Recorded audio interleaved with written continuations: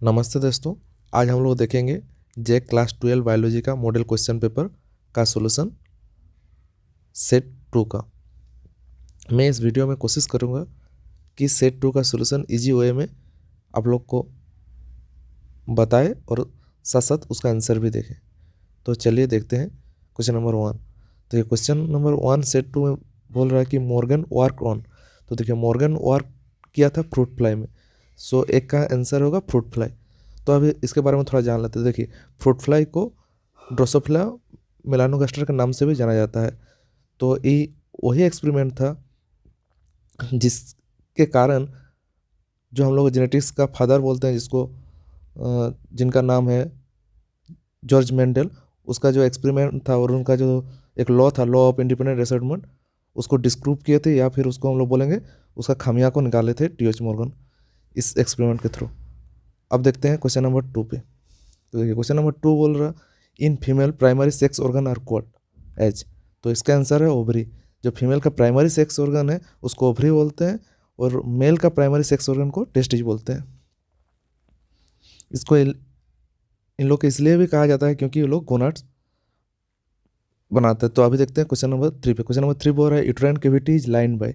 देखिए uterine cavity जो lined होता है उसका आंसर होगा इंडोमेट्रियम।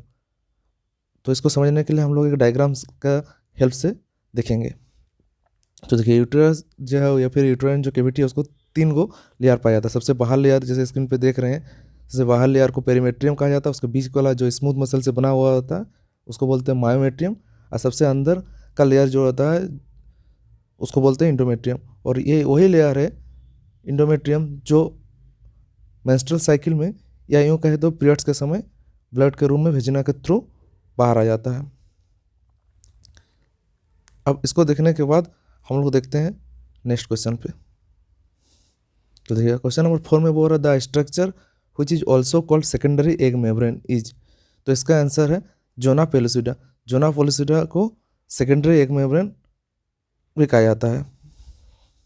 अब देखते हैं question number 5। The question number 5 बोल रहा है the release of ovum from mature graafian follicle is termed as. तो इसका आंसर है ओवुलेशन। अब देखते हैं इसका दूसरा ऑप्शन से भी। तो देखिए स्पर्मेटोजेनेसिस उसको बोलते हैं जो फॉर्मेशन ऑफ स्पर्म, मतलब स्पर्म का बनना, और ओजेनेसिस बोलते हैं ओवम का बनना, और स्पर्मियोजेनेसिस स्पर्मिएशन बोलते हैं जब स्पर्म बनने के बाद सटोली सेल के पास नरिशमेंट लेता है तो उसको बोलते हैं स्पर्मिएशन। अब देखते हैं क्वेश्चन नंबर 6। क्वेश्चन नंबर 6 बोल रहा फर्टिलाइजेशन टेक्स प्लेस एट स्लेसिन। तो इसका आंसर होगा एम्फुला। इसको समझने के लिए हम लोग इस पिक्चर के थ्रू समझते हैं। देखिए पिक्चर में देख रहे हैं एम्फुलरी रीजन। तो एम्फुलरी रीजन वही रीजन है जहाँ पे स्पर्म और एग अगर मिलेगा तो फिर नॉर्मल प्रेगनेंसी होगा, और अगर एम्फुलरी रीजन छोड़ के कहीं दूसरा रीजन पे मिलता है, जैसे हम लोग डायग्राम पे देख रहे हैं कि वो दूसरी जगह पे मिल रहा है, दूसरा जगह पे अगर मिलेंगे तो उसको बोलेंगे एक्टोपिक प्रेगनेंसी। तो एक्टोपिक प्रेगनेंसी में क्या होता है कि जो भी चाइल्ड बनेगा वो या तो बात के बाद मर जाएगा या फिर उनमें कोई डिजीज हो जाएगा। तो अभी क्वेश्चन ये आता है कि ऐसा कौन सा टाइम है कि एम्फुलर रीजन पे ही मिलेगा स्पर्म और एग। तो देखिए ऐसा कहा जाता है कि एक हाईली फर्टाइल टाइम होता है, जैसे कि पीरियड्स का 10 या 12 दिन बाद। उस टाइम पे अगर कोई भी कपल सेक्सुअल एक्ट करता है तो फिर वो लोग का ज़्यादा चांसेस होता है प्रेग्नेंट होने का। तो अब इसलिए उसको बोलते हैं एम्प्लॉयर रीजन पे वो लोग का मीटिंग होता है। अब देखते हैं क्वेश्चन नंबर 9 पे। क्वेश्चन नंबर 9 पे हो रहा है एसटीडी स्टैंड पर। तो इसका आंसर है ए सेक्सुअली ट्रांसमिटेड डिजीज। एसटीडी को सेक्सुअली ट्रांसमिटेड डिजीज भी बोलते हैं। अब देखते हैं क्वेश्चन नंबर 7। क्वेश्चन नंबर 7 बोल रहा है द प्लेसेंटा हेल्प्स इन। तो देखिए प्लेसेंटा हेल्प करता है सब में, प्रोडक्शन ऑफ हार्मोन में, removal of carbon dioxide and जितना वेस्ट मटेरियल है produce by the embryo, supply oxygen and nutrient to the embryo. तो 7 का आंसर है डी। अब देखते हैं 8 में बोल रहा है कोलेस्ट्रम इज।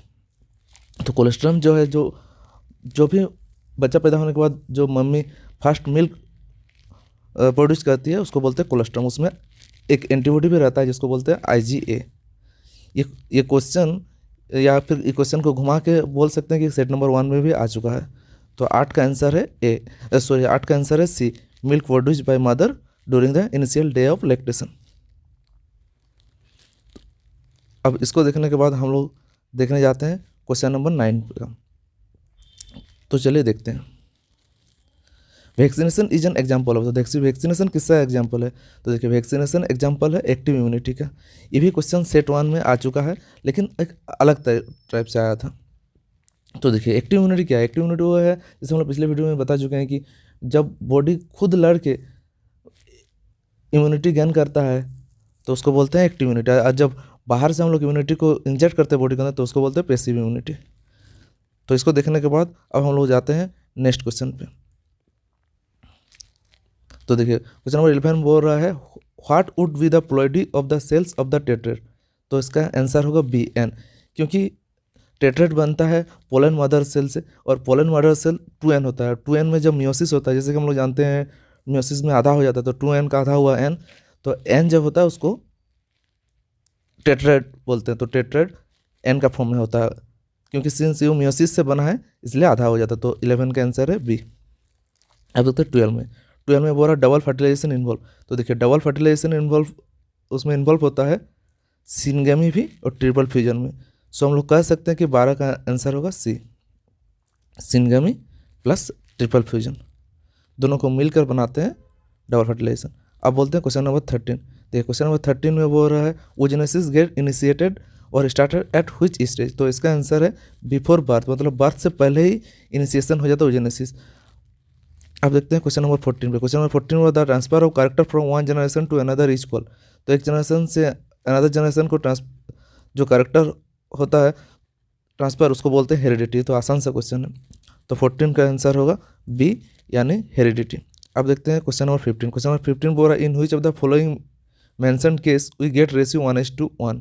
देखिए 1:1 रेशियो मिलेगा टेस्ट क्रॉस में। अब हम लोग जानते हैं कि टेस्ट क्रॉस क्या है, तो टेस्ट क्रॉस ऐसा है कि कोई भी होमोजेनियस पेरेंट्स या होमोजेनियस को जब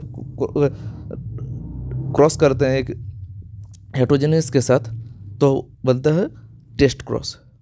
ये क्वेश्चन आई थिंक सेट 1 में भी आ चुका है, लेकिन उसको दूसरा तरफ से पूछा था, मतलब हम लोग कह सकते हैं कि क्वेश्चन को थोड़ा घुमाया गया है। अब देखते हैं क्वेश्चन नंबर 16 को। जी क्वेश्चन नंबर 16 बोल रहा है if coding strand is 5ATGC83, तो इसका आंसर सही नहीं दिया गया, यानी इसका ऑप्शन सही नहीं दिया गया। तो इसको हम लोग ऐसे समझते हैं, देखिए इसका आंसर होगा कि जो कोडिंग स्ट्रैंड है उसमें जब mRNA बनता है तो उसमें आपको कुछ नहीं करना, बस टी की जगह यू कर देना है, यानी RNA में जो उसमें थायमिन नहीं होता है, यूरसिल होता है। तो इसका आंसर होगा AUGCA, टी की जगह फिर यू, बस वही सेम करना। कहीं भी अगर आपको ऐसा क्वेश्चन आएगा कि DNA से mRNA में कन्वर्ट होने के लिए क्या उसका सीक्वेंस होगा, तो आप बस टी की जगह यू लिख दीजिए। अब देखते हैं क्वेश्चन नंबर 17। क्वेश्चन नंबर 17 में बोल रहा है how many region are there in transcription unit in DNA। DNA का जो ट्रांसक्रिप्शन यूनिट है उसमें कितना रीजन होता है, तो उसका आंसर है 3, यानी 17 का आंसर होगा सी। तो इसको हम लोग समझते हैं ग्राफ के थ्रू, सॉरी एक फिगर के थ्रू। तो देखिए इसमें बोल रहा है 3 स्ट्रैंड जो है क्या है, कोडिंग स्ट्रैंड, उसके बाद स्ट्रक्चरल जीन और टर्मिनेटर, सॉरी प्रोमोटर, टर्मिनेटर और स्ट्रक्चरल जीन। अब देखते हैं क्वेश्चन नंबर 18। क्वेश्चन नंबर 18 का क्वेश्चन है फिनाइलकीटोनुरिया इज, तो फिनाइलकीटोनुरिया क्या है, वो एक ऑटोजोमल रिसेसिव डिजीज है। तो 18 का आंसर होगा ए, ऑटोजोमल रिसेसिव। अब देखते हैं क्वेश्चन नंबर 19। ये क्वेश्चन नंबर 19 बोला in RNA thymine is replaced by, तो RNA में जो है थायमिन नहीं मिलता, थायमिन की जगह यूरासिल मिलता है। ये तो आसान सब क्वेश्चन है, तो 19 का आंसर होगा डी, यूरासिल। अब क्वेश्चन नंबर 19 देखने के बाद हम लोग देखेंगे क्वेश्चन नंबर 20। तो देखिए क्वेश्चन नंबर 20 बोला which of the following is not a sexually transmitted disease, तो इसका आंसर होगा टाइफाइड, क्योंकि बाकी जितना भी डिजीज है वो सब सेक्सुअली ट्रांसमिटेड डिजीज है। अब देखते हैं क्वेश्चन नंबर 20 पे। क्वेश्चन नंबर 20 बोल रहा है, सॉरी 21 बोल रहा है sterilization in male is called. देखिए स्टरलाइजेशन इन मेल को बोलते हैं वेसेक्टोमी। तो मेल का जब स्टरलाइजेशन होता है उसको वेसेक्टोमी बोलते हैं, जब फीमेल का स्टरलाइजेशन होता है तो ट्यूबेक्टोमी बोलते हैं। तो देखिए वेसेक्टोमी में क्या होता है, उसमें वास्ट डिफरेंस जो रहता है मेल का उसको काट दिया जाता है, ट्यूबेक्टोमी में फीमेल का फेलोटियम ट्यूब।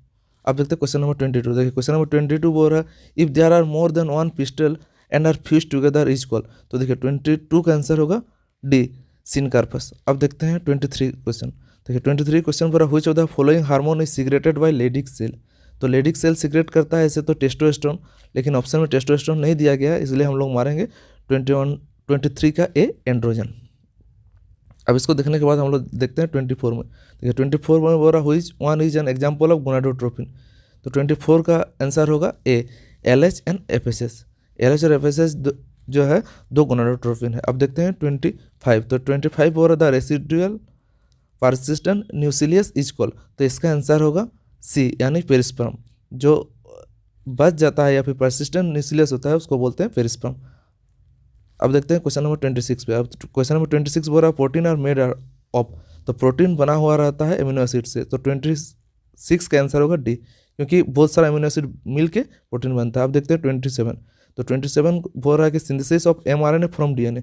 तो DNA से mRNA बनते हैं। तो DNA से mRNA प्रोसेस को ट्रांसक्रिप्शन बोलते हैं। इससे पहले क्वेश्चन में पूछा गया था कि RNA से DNA कैसे बनाया जाता है, तो उसने उसका आंसर था रिवर्स ट्रांसक्रिप्शन। तो देखते हैं इसमें फिर हम देखिए DNA से RNA के बनने के प्रोसेस को बोलते हैं ट्रांसक्रिप्शन। अब इसको देखने के बाद हम लोग देखते हैं क्वेश्चन नंबर 28। क्वेश्चन नंबर 28 बोल रहा है in 70s and 80s the letter S is use to represent. तो इसका आंसर होगा सी, यानी सेडिमेंटेशन कोफिशिएंट। इसको S से इसलिए दर्शाया जाता है क्योंकि एक साइंटिस्ट के द्वारा इसको खोजा गया था सेडवर्स से, इसलिए उनको रिस्पेक्ट देने के लिए S से डोनेट किया जाता है। अब देखते हैं question number 29। The question number 29 बोल रहा था coding strand of DNA that codes of a polypeptide is called as. तो इसका आंसर होगा सिस्टोन। इसको भी हम लोग समझेंगे एक फिगर के थ्रू।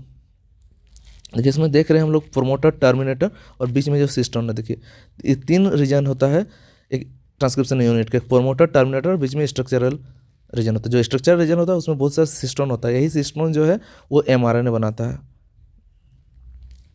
अब इसको देखने के बाद हम लोग और एक फिगर देखेंगे जो हम लोग पहले देख चुके हैं कि इसमें क्या क्या ट्रांसक्रिप्शन यूनिट में होता है। देखिए ट्रांसक्रिप्शन यूनिट, प्रोमोट, टर्मिनेटर और स्ट्रक्चरल जीन जो है, और स्ट्रक्चरल जीन के अंदर ही सिस्टोन मिला जाता है जिससे mRNA बनता है। अब देखते हैं क्वेश्चन नंबर 30। क्वेश्चन नंबर 30 बोल रहा है there are 64 codon in genetic code dictionary because. इसका आंसर होगा D, genetic code is triplet. अब हम लोग देखते हैं क्वेश्चन नंबर 31। क्वेश्चन नंबर 31 बोल रहा है which of the following is termination codon. तो टर्मिनेशन कोडन का आंसर होगा 31 का एक, UGA। इसको हम लोग समझते हैं इस फिगर के थ्रू। देखिए इस फिगर में दिख रहा है कि UAG, UGA एंड UAA, ये 3 कोडन जो है ये ट्रांसक्रिप्शन को स्टॉप कर देता है, जिसको हम लोग टर्मिनेशन कोडन के नाम से भी जाना जाता है। ये बहुत ही ज़्यादा इंपॉर्टेंट है क्योंकि ये हर एग्जाम में जनरली पूछ ही लेता है। तो इसको हम लोग ऐसे याद कर सकते हैं कि UAA, उसके बाद एक हटा के G बैठाना है, उसके बाद G और A के प्लेस को एक्सचेंज कर देना है। अब देखते हैं क्वेश्चन नंबर 32। क्वेश्चन नंबर 32 बोल रहा है ड्यूरिंग रेप्लिकेशन। ड्यूरिंग रेप्लिकेशन में क्या होता है, the 2 strand can not be separated in its entire length. पूरा इंटायर लेंथ में सेपरेट नहीं होता। तो 32 का आंसर होगा बी। इसको हम लोग ऐसे समझते हैं, देखिए DNA का 2 स्ट्रैंड जो है पूरा एक बार में नहीं सेपरेट हुआ, आधा सेपरेट हुआ, उसमें भी एक कंटिन्यूस स्ट्रैंड है, मतलब एक कंटिन्यूस उसमें सिंथेसाइज हो रहा है और दूसरे में डिसकंटिन्यूस हो रहा है। तो जिसमें कंटिन्यूस हो रहा है उसको बोलते हैं लेगिंग स्ट्रैंड, और जिसमें डिसकंटिन्यूस हो रहा है उसको बोलते हैं लेगिंग स्ट्रैंड। और लेगिंग स्ट्रैंड में क्योंकि वो डिसकंटिन्यूस है इसलिए उसमें ओकाजाकी फ्रेगमेंट भी बनता है। अब हम लोग देखते हैं क्वेश्चन नंबर 33। इसको हम लोग इसलिए देखें क्योंकि इसमें हेल्प मिलेगा इस क्वेश्चन में। देखिए रेप्लिकेशन ऑफ लीडिंग स्ट्रैंड किस में होता है, लीडिंग स्ट्रैंड में कंटिन्यूस होता है, लेगिंग में डिसकंटिन्यूस होता है। तो 33 का आंसर होगा सी। अब देखते हैं 34 का आंसर। तो देखिए 34 में बोल रहा transfer of pollen grain from anther to stigma of a different plant. तो इसका आंसर होगा जेनोगेमी, यानी सी। अब क्वेश्चन नंबर 35। क्वेश्चन नंबर 35 बोल रहा the fruit develop without fertilization. जो फ्रूट डेवलप होता है विदाउट फर्टिलाइजेशन, मतलब बिना फर्टिलाइजेशन को, उसको बोलते हैं पार्थेनोकार्पिक फ्रूट। तो पार्थेनोकार्पिक फ्रूट का एग्जाम्पल जो है वो बनाना NCERT के एग्जाम्पल में दिया हुआ है। अब इसको देखने के बाद हम लोग वीडियो को ख़त्म करते हैं, क्योंकि सेट 2 में जितना भी क्वेश्चन है अप्रोक्सीमेटली 35 उसको हम लोग कवर कर चुके हैं। Thank you.